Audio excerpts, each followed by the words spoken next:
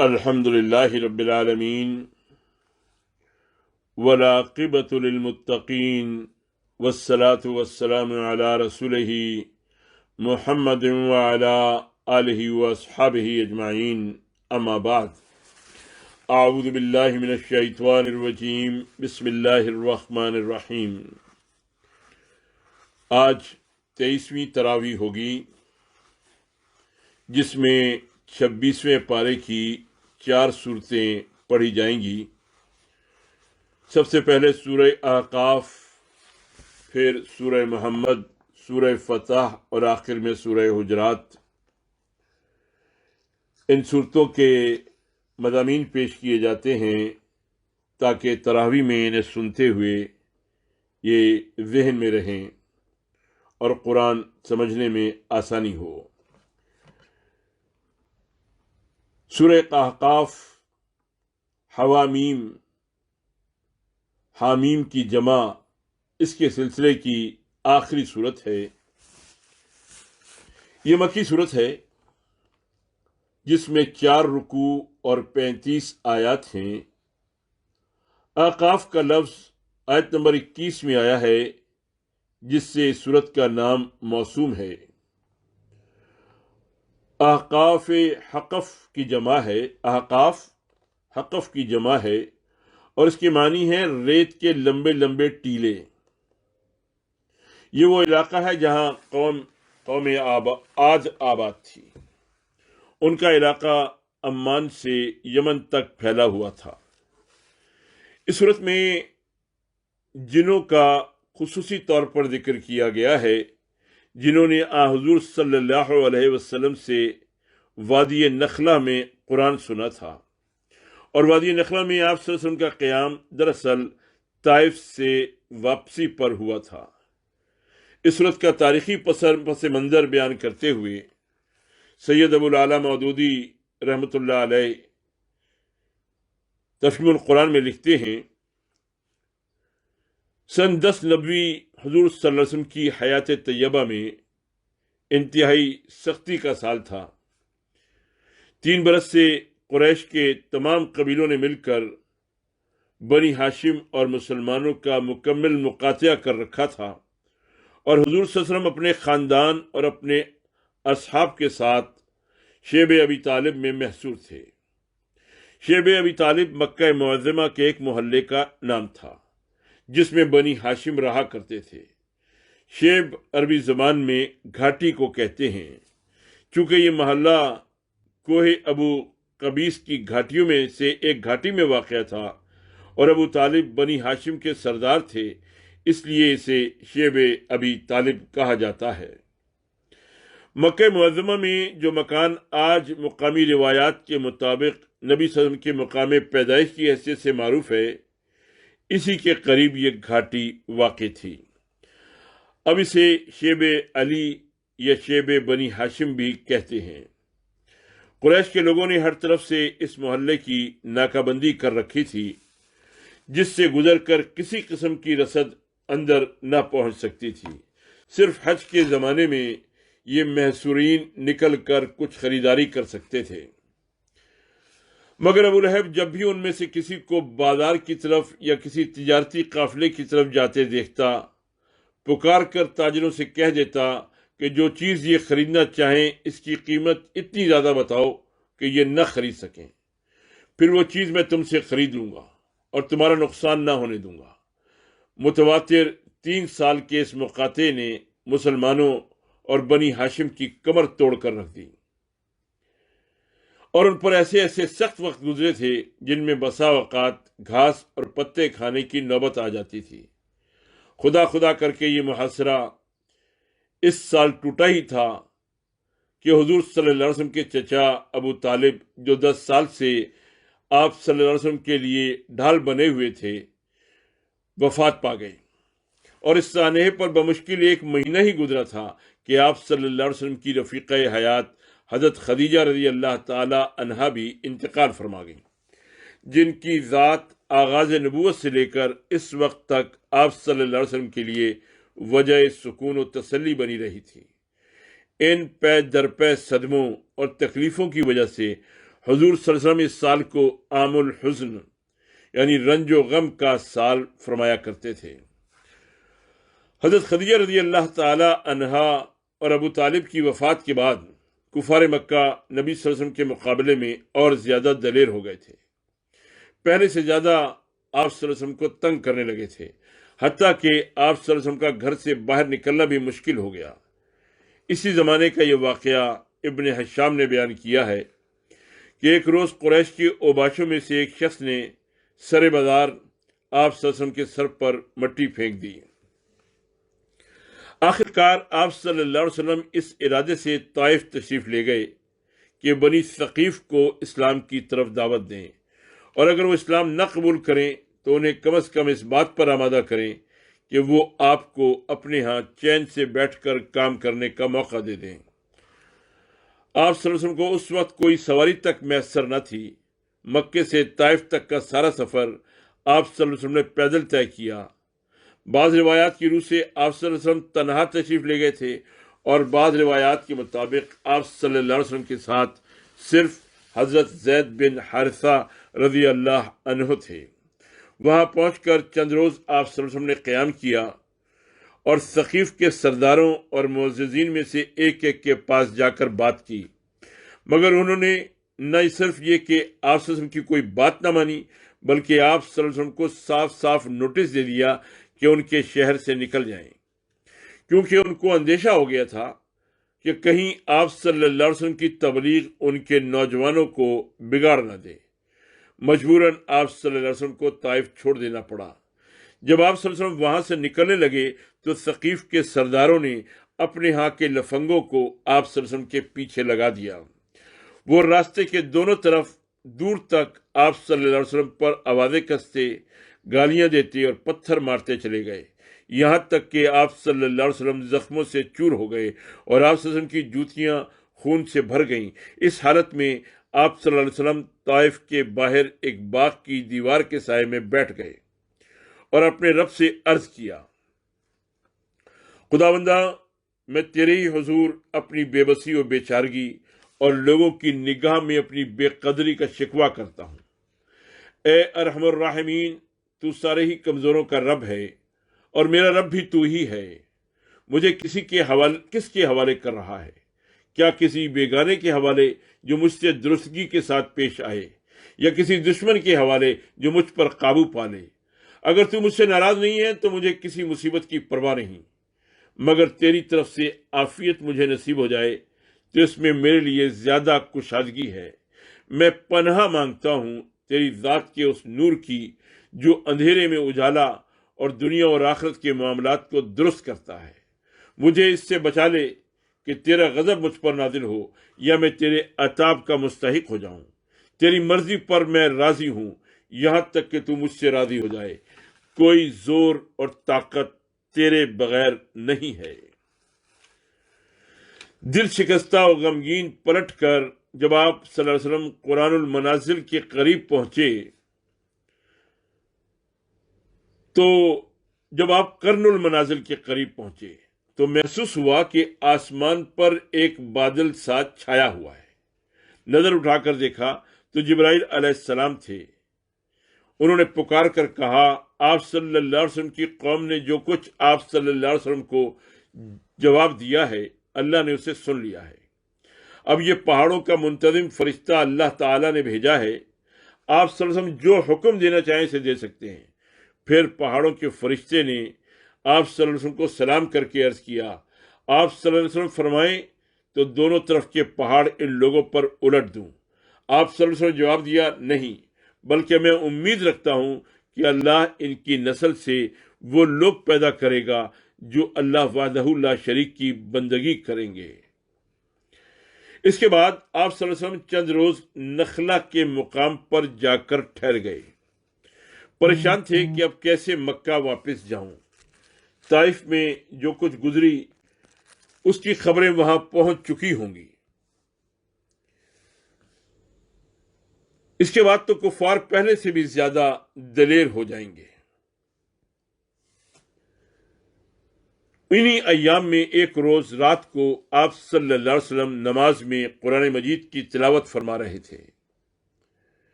کہ جنوں کے گروہ کا ادھر سے گزر ہوا، انہوں نے قرآن سنا، ایمان لائے، واپس جا کر اپنی قوم میں اسلام کی تبلیغ شروع کر دی، اور اللہ تعالی نے اپنے نبی کو یہ خوشخبری سنائی کہ انسان چاہے آپ صلی اللہ علیہ وسلم کی دعوت سے بھاگ رہے ہوں، مگر بہت سے جن اس کے گرویدہ ہو گئے ہیں اور وہ اسے اپنی جنس میں پھیلا رہے ہیں۔ یہ ہے تفصیلی پس منظر۔ اس کو جاننے کے بعد اس صورت کا مختصر خلاصہ یہ ہے کہ اس میں اللہ رب العالمین نے مشرکین اور ان کے بنائے ہوئے شرکاء کے بارے میں فرمایا کہ ان کے پاس کوئی دلیل نہیں، محض خواہشات نفس نے انہیں اس راستے پر لگا رکھا ہے، اور جس کے پاس دلیل ہے یعنی نبی رحمت صلی اللہ علیہ وسلم جس پر کتاب نازل ہو رہی ہے، وہ جب اپنی دعوت حق دلائل کے ساتھ پیش کرتے ہیں اور ان مخالفین سے کوئی جواب نہیں بن پڑتا تو یہ الزامات کا سہارا لیتے ہیں اور کہتے ہیں یہ تو جادو ہے، یہ کتاب اس نے خود گھڑ لی ہے۔ اس کے جواب میں فرمایا گیا کہ اے عقل کے اندھو، تمہارے پاس تو علم کا کوئی ذریعہ نہیں، بنی اسرائیل کا عالم اس کے حق میں ہونے پر شہادت دے چکا ہے اور وہ ایمان لے آیا ہے جبکہ تم اپنے گھمنڈ میں پڑے ہوئے ہو۔ یہ اشارہ ہے حضرت عبداللہ بن سلام کی طرف جو یہودیوں کے بہت بڑے عالم تھے۔ حضور صلی اللہ علیہ وسلم کی مدینہ آمد پر آپ رضی اللہ تعالی عنہ ایمان لائے اور آپ صلی اللہ علیہ وسلم کے حق نبی برحق ہونے، قرآن کے کلام الہی ہونے کی گواہی ڈنکے کی چوٹ پر دی۔ حضرت عبداللہ بن سلام۔ اس صورت میں والدین کے حق میں نیکی اور حسن سلوک کی تلقین فرمائی گئی ہے۔ ایک اچھے انسان کی صفت یہ ہے کہ وہ والدین کا فرما بردار اور ان کے لیے صدقہ جاریہ ہوتا ہے۔ ایسے لوگ اللہ کے سامنے دعا کرتے ہیں، ربی اوزعنی ان اشکر نعمتک التی انعمت علی وعلی والدی وان اعمل صالحا ترضاہ واصلح لی فی ذریتی انی تبت الیک وانی من المسلمین۔ اے میرے رب، مجھے توفیق دے کہ میں تیری ان نعمتوں کا شکر ادا کروں جو تو نے مجھے اور میرے والدین کو عطا فرمائیں، اور ایسا نیک عمل کروں جس سے تو راضی ہو، اور میری اولاد کو بھی نیک بنا کہ مجھے سکھ دے۔ میں تیرے حضور توبہ کرتا ہوں اور تابع فرمان یعنی مسلم بندوں میں سے ہوں۔ اس کے برعکس کچھ بدبخت ایسے ہوتے ہیں جو والدین کے ساتھ برا سلوک کرتے ہیں، آخرت کا انکار کرتے ہیں، یہی خسارے کا سودا کرنے والے ہیں۔ ان کے والدین انہیں نیکی کی تلقین کریں تو ان کو جھڑک دیتے ہیں اور ان کی باتوں کو اساطیر الاولین کہہ کر رد کر دیتے ہیں۔ قوم عاد کا تذکرہ تیسری رکوع میں ہے، جنہوں نے بغاوت اور سرکشی میں تمام حدیں پھلانگ دیں، پھر اللہ نے ان پر عذاب بھیجنے کا فیصلہ کر لیا۔ وہ سمجھ رہے تھے کہ بادل ان کی بستیوں کو سیراب کرنے کے لیے آیا ہے، حالانکہ وہ عذاب تھا جس کا بار بار یہ مطالبہ کر رہے تھے، اس نے ہر چیز کو تباہ کر ڈالا۔ سورت کے آخری رکوع میں جنوں کا ذکر ہے جو وادی نخلا میں حضور صلی اللہ علیہ وسلم کی زبان سے قرآن سن کر مسلمان ہوئے اور واپس اپنی قوم کی جانب جا کر کبھی یوں دعوت حق دی، اے ہماری قوم کے لوگوں، اللہ کی طرف بلانے والے کی دعوت قبول کر لو اور اس پر ایمان لے آؤ۔ اللہ تمہارے گناہوں سے درگزر فرمائے گا اور تمہیں عذاب علیم سے بچا دے گا۔ کبھی قرآن کی تاثیر اور صاحب قرآن کی عظمت کا یوں اظہار کیا، اے ہماری قوم، ہم نے ایک کتاب مبین سنی ہے جو موسیٰ علیہ السلام کے بعد نازل کی گئی ہے، تصدیق کرنے والی ہے اپنے سے پہلے آئی ہوئی کتابوں کی، رہنمائی کرتی ہے حق اور راہ راست کی طرف۔ صحابہ کرام رضی اللہ عنہم میں انسانوں کی طرح جن بھی شامل تھے جو حضور صلی اللہ علیہ وسلم کی خدمت میں خاص مواقع پر اور خاص مقامات پر جمع ہو کر تعلیمات حاصل کیا کرتے تھے۔ سورت کے آخری آیت میں حضور صلی اللہ علیہ وسلم کو ان سارے کٹھن حالات میں حوصلے اور تسلی دیتے ہوئے فرمایا، فَاصْبِرْ كَمَا صَبَرَ أُولُو الْعَزْمِ مِنَ الرُّسُلِ وَلَا تَسْتَعْجِلْ لَهُمْ كَأَنَّهُمْ يَوْمَ يَرَوْنَ مَا يُوعَدُونَ لم يلبثوا الا ساعة من نہار بلاغ فهل يهلك الا القوم الفاسقون۔ پس اے نبی صلی اللہ علیہ وسلم صبر کرو جس طرح اولو العزم رسولوں نے صبر کیا، اور ان کے معاملے میں جلدی نہ کرو۔ ولا تستعجل لهم، جس روز یہ لوگ اس چیز کو دیکھ لیں گے جس کا انہیں خوف دلایا جا رہا ہے، انہیں معلوم ہوگا کہ جیسے دنیا میں دن کی ایک گھڑی بھر سے زیادہ نہیں رہے تھے، بات پہنچا دی گئی، اب کیا نافرمان لوگوں کے سوا اور کوئی ہلاک ہوگا۔ یہ سورہ احقاف کے مضامین تھے۔ اس کے بعد سورہ محمد ہے۔ سورہ محمد کے دو نام ہیں اور دونوں ہی صورت میں آئے ہیں۔ ایک سورہ محمد جو آیت نمبر 2 سے لیا گیا ہے، اور دوسرا سورہ قتال جو اس صورت کا عمومی مضمون ہے، اور آیت نمبر 40 میں اس کا ذکر آیا ہے۔ یہ مدنی صورت ہے، 4 رکوع اور 38 آیات ہیں۔ مدینہ منورہ میں آنے کے بعد مکے کے مقابلے میں حالات مختلف ہو گئے تھے۔ مکے میں ہاتھ روکے رکھنے کی تلقین تھی، اب اہل ایمان کو بھی ظلم و ستم کے مقابلے میں اپنی فوج تیار کرنے اور دشمن سے مقابلہ کرنے کی پہلے اجازت اور پھر حکم دیا گیا۔ اس صورت میں حکم دیا گیا کہ کافروں سے مڈ بھیڑ ہو تو کوئی کمزوری نہ دکھائی جائے، میدان جنگ میں ان کی گردنیں ماری جائیں اور ان کا زور توڑنے کے لیے ان کا سر کچل دینا چاہیے۔ جب جنگ ختم ہو جائے تب دشمن کے جنگجو قیدی بنائی جائے، انہیں مضبوط باندھ لیا جائے، حالات نارمل ہو جائیں تو ان قیدیوں کو ان پر احسانات کر کے چھوڑ دیا جائے یا فدیہ وصول کر کے انہیں رہا کر دیا جائے۔ واضح رہے کہ جنگ بدر میں ہونے والی تھی اور اس میں جنگی قیدی ہاتھ آنے والے تھے۔ میدان جنگ میں تو دشمنوں کی گردنیں ناپی گئیں، لیکن جب وہ جنگی قیدی بن گئے تو حضور صلی اللہ علیہ وسلم نے ان کے حقوق بیان فرماتے ہوئے کہا کہ نہ تو انہیں قتل کیا جائے گا نہ ایذا پہنچائی جائے گی، انہیں پیٹ بھر کر کھانا بھی کھلایا جائے گا، زخمیوں کی مرہم پٹی بھی کی جائے گی، اور جن کا لباس پھٹ گیا ہے انہیں نئے کپڑے بھی دیے جائیں گے۔ اللہ نے جنگ سے پہلے فرمایا تھا کہ تم اللہ کی مدد کرو تو وہ تمہاری مدد کرے گا اور تمہارے قدم جما دے گا۔ پھر فرمایا کافروں کو اللہ رب العالمین ملیاں میٹ کر دے گا۔ اللہ ایمان لانے والوں کا حامی و ناصر ہوتا ہے، کافروں کا کوئی حامی و ناصر نہیں ہے۔ دوسرے رکوع میں جنت اور اس کی نعمتیں بیان کی گئی ہیں، اور حضور صلی اللہ علیہ وسلم سے کہا گیا ہے کہ اپنے لیے بھی اللہ سے مغفرت طلب کریں اور مومن مردوں اور عورتوں کے قصور معاف کرنے کے لیے بھی اللہ سے استغفار کریں۔ آیت نمبر 15 میں جنت کا جو نقشہ کھینچا گیا ہے اور اس میں ملنے والے انعامات کی جھلک سامنے نظر آتی ہے، اس سے یوں لگتا ہے جیسے انسان اپنی آنکھوں سے جنت کا منظر دیکھ رہا ہو۔ تیسرے رکوع میں منافقین کا تذکرہ ہے جو پہلے تو کہتے تھے کہ ہاتھ روکنے کا حکم کیوں دیا گیا ہے، کوئی صورت ایسی کیوں نازل نہیں ہوتی جو ہمیں قتال کی اجازت دے۔ پھر جب قتال کا حکم نازل ہوا تو اہل ایمان نے لبیک کہا، مگر جن کے دلوں میں مرض اور نفاق تھا وہ یوں اللہ کے رسول کی طرف دیکھنے لگے جیسے کسی پر موت طاری ہو گئی ہو۔ افسوس ہے ان کے حال پر۔ اسی مضمون کو جاری رکھتے ہوئے چوتھے رکوع میں فرمایا کہ اللہ ان کو بے نقاب کر دے گا اور تم ان کے چہروں سے ان کو پہچان لو گے۔ سورت کے آخر میں اہم ہدایات دیتے ہوئے فرمایا کہ اہل ایمان تم بودے نہ بنو اور دب کر صلح کی درخواست نہ کرو، غلبہ تمہارا ہی مقدر ہے، اللہ تمہارے ساتھ ہے، وہ تمہارے اعمال کو ہرگز ضائع نہ کرے گا۔ اللہ کے راستے میں خرچ کرنے سے کنی کترانے اور بخل کرنے والوں کو جھنجھوڑا گیا، اور فرمایا اس بخل سے ان کا فائدہ نہیں نقصان ہی ہو رہا ہے، اللہ تو غنی ہے، تم ہی اس کے محتاج ہو۔ آخری آیت کے آخر میں فرمایا کہ اللہ اور اس کا دین تمہارے محتاج نہیں۔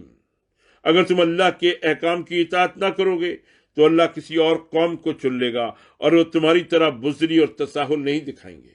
اللہ کی یہ سنت ہے کہ وہ قوموں کو کسی کام کے لیے چنتا ہے، جب تک وہ اس کا حق ادا کرتے رہیں اللہ اپنی رحمت اور نصرت کی تائید سے انہیں نوازتا رہتا ہے۔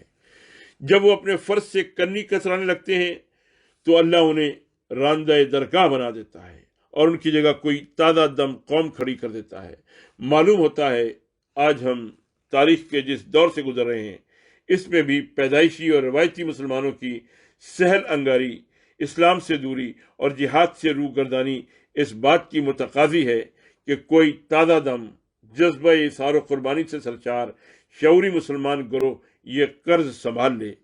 کون جانے یہ نئے مسلمان کہاں سے نمودار ہو جائیں، اللہ ہی کے علم میں ہے۔ یہ سورہ محمد کے مضامین تھے۔ اس کے بعد سورہ فتح ہے۔ سورہ فتح مدنی سورت ہے، پہلی ہی آیت سے اس کا نام لیا گیا ہے۔ یہ سورہ صلح حدیبیہ کے بعد نازل ہوئی تھی۔ سورہ کی شان نزول کے بارے میں مفسرین و مورخین نے جو تفصیلات لکھی ہیں ان کا خلاصہ یہ ہے۔ روایات اس بات پر متفق ہیں کہ اس کا نزول ذوالقعدہ سن 6 ہجری میں ہوا، جب آپ سورہ حدیبیہ کے بعد مدینہ منورہ کی طرف واپس تشریف لا رہے تھے تو حضور صلی اللہ علیہ وسلم نے اس سفر سے قبل ایک خواب میں دیکھا کہ آپ صلی اللہ علیہ وسلم اپنے صحابہ رضی اللہ تعالیٰ عنہ مجمعین کے ساتھ عمرہ ادا فرما رہے ہیں۔ نبی کا خواب محض خواب و خیال نہیں ہوتا بلکہ وحی کی اقسام میں سے ایک قسم ہے۔ بظاہر خواب میں دی گئی اس ہدایت پر عمل کرنے کی کوئی صورت نظر نہ آتی تھی۔ کفار قریش نے اہل ایمان پر مکہ معظمہ کے راستے بند کر رکھے تھے اور وہ مدینہ کی اسلامی ریاست کے ساتھ برسر جنگ تھے۔ اس کے باوجود حضور صلی اللہ علیہ وسلم نے عمرے پر روانگی کا ارادہ ظاہر کیا اور صحابہ کو بھی دعوت عام دے دی۔ آپ صلی اللہ علیہ وسلم کے ساتھ 1400 صحابہ اس خطرناک سفر پر روانگی کے لیے تیار ہو گئے۔ احرام میں ملبوس یہ قافلہ ابھی حدیبیہ کے قریب پہنچا تھا کہ قریش نے اس کا راستہ روکنے کا اعلان کر دیا۔ رات کو شب خون بھی مارا، لیکن حضور صلی اللہ علیہ وسلم نے نہایت صبر و تحمل کے ساتھ حملہ آوروں کو گرفتاری کے بعد آزاد کر دیا۔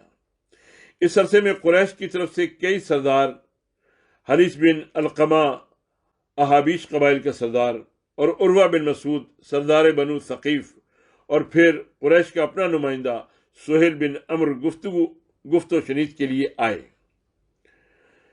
حریث نے تو جب اللہ والوں کا یہ قافلہ دیکھا تو واپس جا کر قریش سے کہا کہ ان کا راستہ روکنا بڑا ظلم ہے۔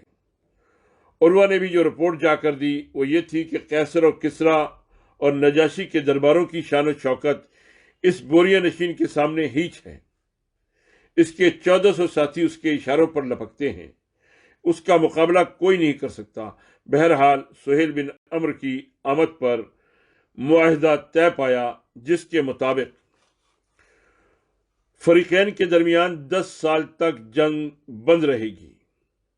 نمبر 2، اس دوران قریش کا جو شخص بھاگ کر مدینہ جائے گا اسے واپس کیا جائے گا، مگر مدینے سے جو شخص قریش کے پاس واپس چلا جائے گا اسے واپس نہیں کیا جائے گا۔ نمبر 3، قبائل عرب کو اختیار ہوگا کہ جو قبیلہ فریقین میں سے جس کا حلیف بننا چاہے بن جائے۔ نمبر 4، اس سال مسلمان واپس چلے جائیں گے، اگلے سال عمرے کے لیے آئیں گے اور 3 دن تک مکے میں ٹھہر سکیں گے۔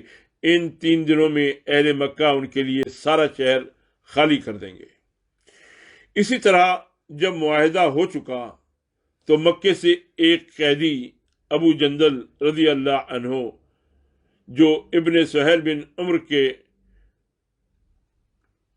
وہ آئے گرتے پڑتے اور حضور صلی اللہ علیہ وسلم کے قدموں میں آ کر گر گئے، مگر حضور صلی اللہ علیہ وسلم نے تسلی دی اور شفقت کے ساتھ اسے سمجھایا کہ ہم معاہدہ کر چکے ہیں، اس لیے تمہیں ساتھ نہیں لے جا سکتے۔ اللہ نے اس کو فتح مبین قرار دیا ہے، اور واقعہ یہ ہے کہ اس نے فتوحات کے دروازے کھول دیے۔ اس کے 2 سال بعد حضور صلی اللہ علیہ وسلم نے مکے کو فتح کر لیا۔ سورہ فتح کی پہلی آیت میں اللہ نے اپنے نبی صلی اللہ علیہ وسلم کو خوشخبری دی کہ انہیں معاہدہ حدیبیہ کی صورت میں فتح مبین عطا کر دی گئی ہے۔ جو شرائط معاہدے میں طے کی گئی تھی ان سے بظاہر صحابہ رضی اللہ تعالیٰ مجمعین کو محسوس ہو رہا تھا کہ شاید یہ شرائط ان کے حق میں نہیں، لیکن اللہ کے رسول صلی اللہ علیہ وسلم نے اس موقع پر فرمایا، قسم ہے اس ذات کی جس کے ہاتھ میں محمد صلی اللہ علیہ وسلم کی جان ہے، یقیناً یہ فتح ہے۔ رواہ المسند احمد و ابو داؤد۔ اس سلسلہ مضامین میں اللہ نے اہل ایمان کے دلوں پر سکینت نازل فرمانے اور ان کے ایمان کی افزائش کا تذکرہ کیا ہے۔ مومن مردوں اور عورتوں کے لیے جنت اور عظیم کامیابی کی بشارت ہے، اور مشرک مردوں اور عورتوں کے ساتھ منافق مردوں اور عورتوں کو بھی اللہ نے اپنے غضب، لعنت اور جہنم کی وعید سنائی ہے۔ اہل ایمان کو حکم دیا گیا ہے کہ وہ ان مشرکین و منافقین کی کھلی اور خفیہ اسلام دشمن حرکتوں کے مقابلے کے لیے کمر بستہ ہو جائیں۔ کار نبوت میں اللہ کے رسول پر ایمان لانے کے بعد ان کا مکمل ساتھ دینا، ان کی حد درجے تعظیم و توقیر کرنا اور ان کے ہر حکم کے سامنے سر جھکا دینا تقاضۂ ایمانی ہے۔ یہ کام کرتے ہوئے اطاعت رسول کے ساتھ ساتھ صبح و شام اللہ کی تسبیح بھی کرتے رہیں۔ بیت رضوان، جس کا تذکرہ اس سے قبل ہو چکا ہے، ایک عظیم واقعہ تھا۔ اصحاب بیت رضوان کا اہل بدر کے بعد سب سے عظیم مقام و مرتبہ ہے۔ اللہ رب العالمین نے اس صورت میں آیت نمبر 10 میں فرمایا ہے کہ اے نبی، جو لوگ تم سے بیعت کر رہے تھے وہ دراصل اللہ سے بیعت کر رہے تھے۔ ان کے ہاتھ پر اللہ کا ہاتھ تھا، یعنی اللہ نے اپنے نمائندے اور پیغمبر انسانیت کے دست مبارک کو اپنا دست قدرت قرار دیا۔ اسی طرح آگے آیت نمبر 81 میں فرمایا ہے کہ اللہ مومنین سے راضی ہو گیا جب وہ درخت کے نیچے آپ صلی اللہ علیہ وسلم سے بیعت کر رہے تھے۔ اللہ ان کے دلوں کو حال خوب جانتا تھا، اس لیے ان پر سکینت نازل فرمائی۔ اگلی آیت میں اللہ نے مزید انعامات دنیاوی اور اخروی کی بشارتیں سنائی ہیں۔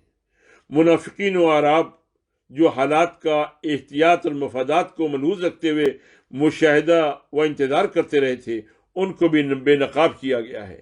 جب کبھی کامیابی ملتی تو وہ مال غنیمت میں حصہ بٹانے کے لیے آ جاتے تھے، اور جب مشکل وقت آتا تو پیٹ پھیر جاتے تھے۔ انہیں فرمایا گیا کہ ہم زور آور قوموں کے مقابلے پر متوقع جنگوں میں تمہاری کارکردگی دیکھیں گے، پھر پتہ چلے گا کہ تم کہاں کھڑے ہو۔ خود کو مخلص ثابت کرو گے تو اللہ خوب نوازے گا، اور اگر پیٹ پھیر جاؤ گے تو اللہ تم کو دردناک سزا دے گا۔ حدیبیہ کے مقام پر کفار نے حضور صلی اللہ علیہ وسلم کے ساتھ خون ریزی کی کوشش کی تھی، لیکن حضور صلی اللہ علیہ وسلم کی دور رس نگاہوں، بے پناہ صبر و حکمت اور صحابہ کرام رضی اللہ عنہم کے نظم و ضبط اور مکمل اطاعت کی بدولت مشرکین مکہ کی یہ مضمون سازش ناکام بنا دی گئی۔ صحابہ کے پاس تو پورے ہتھیار بھی نہیں تھے، لیکن اللہ نے آیت نمبر 24 اور 25 میں فرمایا کہ اللہ نے اس جنگ کو روک دیا۔ اگر جنگ ہو جاتی تو قریش مکہ کچل دیے جاتے، لیکن اللہ نے کمال حکمت کے تحت جنگ رکوا دی تاکہ تم پر کوئی حرف نہ آئے۔ آخری رکوع میں اللہ نے اپنے نبی صلی اللہ علیہ وسلم کے خواب کا تذکرہ کرتے ہوئے فرمایا کہ خواب سچا ہے، اور تم ضرور مسجد حرام میں پورے امن کے ساتھ داخل ہوگے اور تمام مناسک عمرہ اطمینان کے ساتھ ادا کرو گے، کوئی خوف و خطر نہ ہوگا۔ آیت نمبر 28 میں اللہ نے اپنے رسول کی بعثت کا مقصد بیان کیا ہے، جو دین اسلام کا مکمل غلبہ ہے، اور ساتھ آپ صلی اللہ علیہ وسلم کی رسالت پر اپنی گواہی دی ہے۔ قریش کے سفیر نے آپ صلی اللہ علیہ وسلم کے اسم مبارک کے ساتھ رسول اللہ معاہدے میں نہیں لکھنے دیا تھا، تو آپ صلی اللہ علیہ وسلم کی رسالت کی شہادت خود اللہ رب العالمین نے آیت نمبر 28 اور 29 میں دے دی۔ آخری آیت میں اللہ کے رسول اور آپ صلی اللہ علیہ وسلم کے صحابہ رضی اللہ عنہم دونوں کی شان بیان کی گئی ہے کہ صحابہ کرام رضی اللہ عنہم اجمعین اللہ کی رضا کے طلبگار ہیں۔ ان کے چہرے دیکھ کر للہیت و اخلاص پہچانا جا سکتا ہے۔ ان کے تذکرے تو تورات اور انجیل میں ہیں، وہ کفار کے لیے لوہے کے چنے ہیں مگر آپس میں رحیم و شفیق ہیں۔ اللہ کے ہاں ان کے لیے مغفرت اور اجر عظیم کا وعدہ ہے۔ یہ سورہ فتح کے مضامین ہیں۔ اس کے بعد آخری صورت آج کی سورہ حجرات ہے۔ مدنی صورت فتح مکہ کے بعد نازل ہوئی۔ یہ وہ زمانہ تھا جب عرب کے تمام قبائل مدینہ کا رخ کر رہے تھے اور اسلام اور پیغمبر اسلام سے اپنی فرمانبرداری و اطاعت کا اقرار و اعلان کر رہے تھے۔ آیت نمبر 4 میں حضور صلی اللہ علیہ وسلم کے حجروں کا ذکر ہے، اسی مناسبت سے اس کا نام سورہ حجرات رکھا گیا ہے۔ یہ سورہ اسلامی معاشرے اور ریاست کے لیے بنیادی تربیتی و انتظامی چارٹر کی حیثیت رکھتی ہے۔ آغاز میں حکم دیا گیا ہے کہ اللہ اور اس کے رسول کے آگے پیش قدمی کرنا شیوہ ایمانی نہیں، اہل ایمان کو ان کے پیچھے چلنا ہے، نہ کہ آگے۔ حضور صلی اللہ علیہ وسلم کے سامنے آوازیں پست کرنے کا حکم دیا گیا۔ بے خبری میں بھی ذرا سی گستاخی رسالت مآب صلی اللہ علیہ وسلم کی شان میں ہو جائے تو سب اعمال غلط ہو جاتے ہیں۔ تقوی انہی دلوں میں جڑ پکڑتا ہے جن میں اللہ اور رسول صلی اللہ علیہ وسلم کی عقیدت و احترام موجود ہو۔ آیت نمبر 6 میں تلقین فرمائی گئی ہے کہ جو بھی خبر پہنچے اس کی تحقیق کیے بغیر کوئی اقدام نہ کیا جائے، بالخصوص جب خبر دینے والا راوی ثقہ نہ ہو۔ بے احتیاطی کے نتیجے میں پشیمانی اور نقصان اٹھانا پڑے گا۔ افواہوں کی شدید الفاظ میں نفی کی گئی۔ اللہ کے رسول کی ذات نعمت کبریٰ ہے، انہی کی بدولت اللہ نے اہل ایمان کے دلوں کو ایمان سے منور کیا اور کفر و فسق اور نافرمانی سے ان کے دل متنفر کر دیے۔ مسلمانوں کے دو گروہ آپس میں ایک دوسرے سے لڑ پڑیں تو ان کے درمیان صلح کرانا فرض ہے۔ صلح کے بعد فریقین میں سے کوئی زیادتی کرے تو سب کی ذمہ داری ہے کہ زیادتی کرنے والے کے مقابلے پر دوسرے فریق کی مدد کریں، اور جب زیادتی کرنے والا ہتھیار ڈال دے تو عدل کے ساتھ فیصلہ کیا جائے۔ آیت نمبر 10 میں اہل ایمان کو آپس میں بھائی بھائی قرار دیا۔ ان کے درمیان اخوت و بھائی چارہ اور اللہ کا خوف موجود ہوگا تو اللہ کی رحمتیں بھی انہیں حاصل ہوں گی۔ حضور صلی اللہ علیہ وسلم نے ارشاد فرمایا کہ مسلمان کا بھائی ہے، وہ نہ اس پر ظلم ڈھاتا ہے، نہ اسے رسوا کرتا ہے، نہ دشمن کے رحم و کرم پر چھوڑتا ہے۔ ایک حدیث میں حضور صلی اللہ علیہ وسلم نے ارشاد فرمایا، ہر مسلمان پر دوسرے مسلمان کی جان، مال اور عزت حرام ہے۔ امت مسلمہ کو حدیث میں جسد واحد قرار دیا گیا ہے۔ کوئی ایک عضو تکلیف میں مبتلا ہو تو سارا جسم اس کی ٹیس محسوس کرتا ہے۔ یہی شان امت مسلمہ کی ہونی چاہیے۔ مسلمان آپس میں ایک دیوار کی مانند بھی قرار دیے گئے ہیں جس کی اینٹیں ایک دوسرے کی تقویت کا باعث ہوتی ہیں۔ سورہ کے دوسرے رکوع میں آیت نمبر 11 اور 21 میں 6 ہدایات دی گئی ہیں۔ کوئی مرد اور عورت کسی مرد اور عورت کا مذاق نہ اڑائیں۔ کوئی قبیلہ اور گروہ دوسرے قبیلے اور گروہ کا ٹھٹھا نہ کرے۔ ہو سکتا ہے جن کا مذاق اڑایا جا رہا ہو وہ دوسروں سے بہتر ہوں۔ یہاں مردوں کے علاوہ عورتوں کا تذکرہ اس لیے کیا گیا ہے کہ اسلام میں مخلوط محفلیں نہیں ہوتی۔ دوسرے ٹھٹھے مذاق اور تحقیر کی اخلاقی برائی مردوں میں پائی جاتی ہے، لیکن عموماً یہ عورتوں میں زیادہ پائی جاتی ہے۔ معاشرے کے تمام طبقات کی تربیت کے لیے یہ پہلی ہدایت دی گئی ہے۔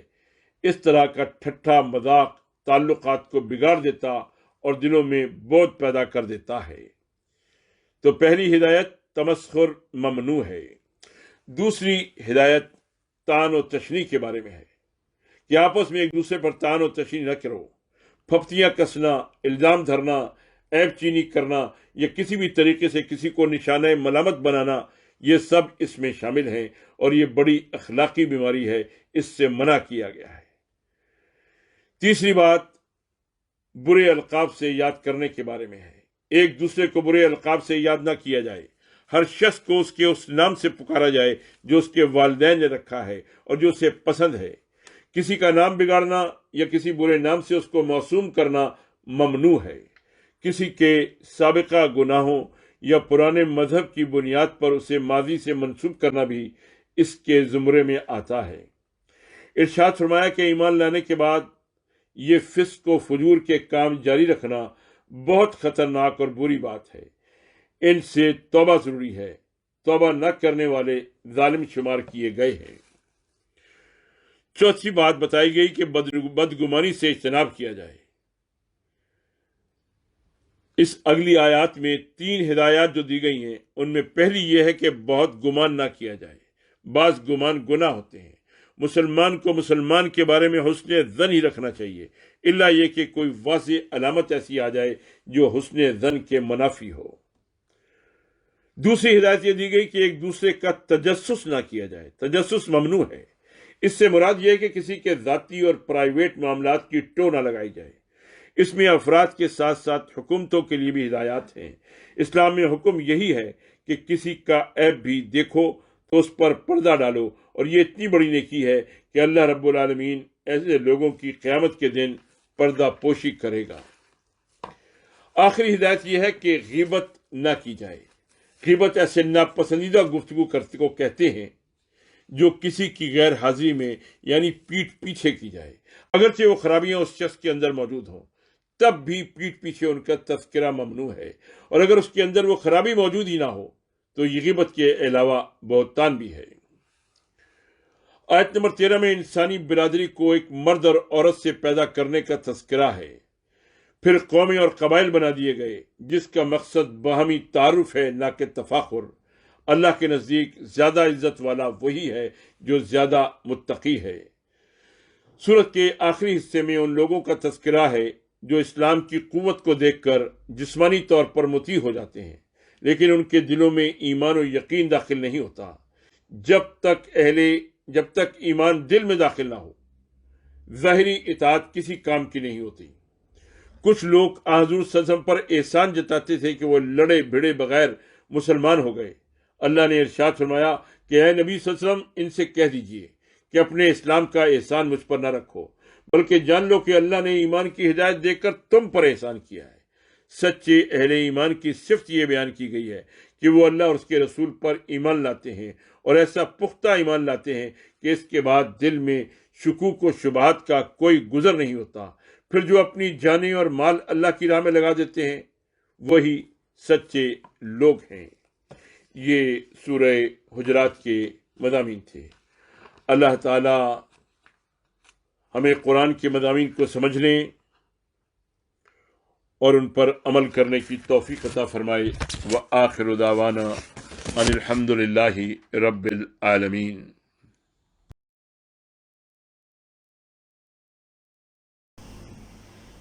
To understand the full message of Quran, please watch all videos from day one.